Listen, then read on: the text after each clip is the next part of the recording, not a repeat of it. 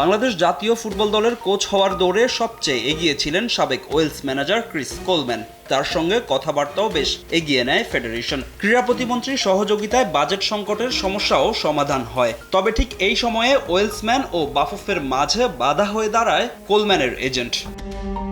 মূলত এজেন্ট ফি নিয়ে বাফুফের সঙ্গে পূর্বে কথাবার্তা না হলেও হঠাৎই ফেডারেশনের কাছে ফি চেয়ে বসে কোলম্যানের এজেন্ট, আর তাতেই বেঁকে বসে বাফুফে।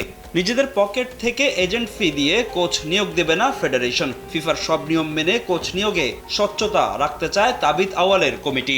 ডিসপাইট আমাদের বাজেট রেডি ছিল, ডিসপাইট আমাদের এগ্রিমেন্ট চূড়ান্ত জায়গায় চলে গিয়েছিল, সেই এজেন্ট আমাদেরকে জানিয়েছে যে তারা তাহলে এই প্রক্রিয়াতে আর এগ্রিমেন্ট চূড়ান্ত করতে চাচ্ছে না। এজেন্ট ফি নিয়ে এর আগে কোনো কথা হয় নাই। বাংলাদেশ ফেডারেশনে পরিষ্কারভাবে ছিল যে আমরা খালি কোচের স্যালারি এবং রিলেটেড কস্ট আমরা বেয়ার করব। ফিফার এজেন্ট গাইডলাইন সেকশন 34-এ ক্লিয়ারলি লেখা আছে যার যে এজেন্ট বা যার যে উকিল সে ওদের পেমেন্ট করবে।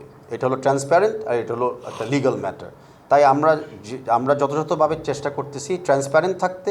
তালিকা থেকে ক্রিস কোলম্যান সরে যাওয়ায় নতুন কোচের খোঁজে বাফুফে, যেখানে এগিয়ে আছেন জার্মানির ব্রান্ড স্ট্রক।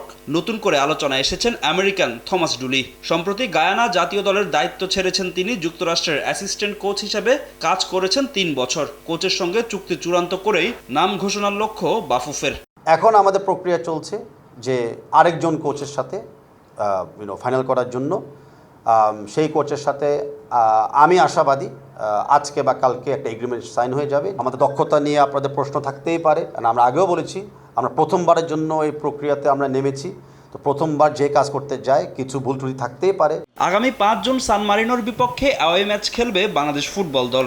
আর নতুন কোচের অধীনে এই ম্যাচের জন্য 24 মে ক্যাম্প শুরু করবে লাল সবুজরা। আমরা যেখানে আছি 100% মানে একটা পার্মানেন্ট নিউ কোচের আন্ডারে 5 তারিখে আমরা 5 তারিখ না, আমরা 24 তারিখে ক্যাম্পই শুরু করব একটা পার্মানেন্ট অ্যান্ড নতুন কোচের নেতৃত্বে। হামজা সমিতির জন্য হাই প্রোফাইল কোচ নিয়োগ দিতে চায় বাফুফে। তাই নতুন কোচ নিয়োগ দিতেও ক্রীড়া মন্ত্রণালয়ের সাহায্যের প্রয়োজন বলেও জানান বাফুফের সভাপতি। ফাহিম ইসলাম, সময় সংবাদ, ঢাকা।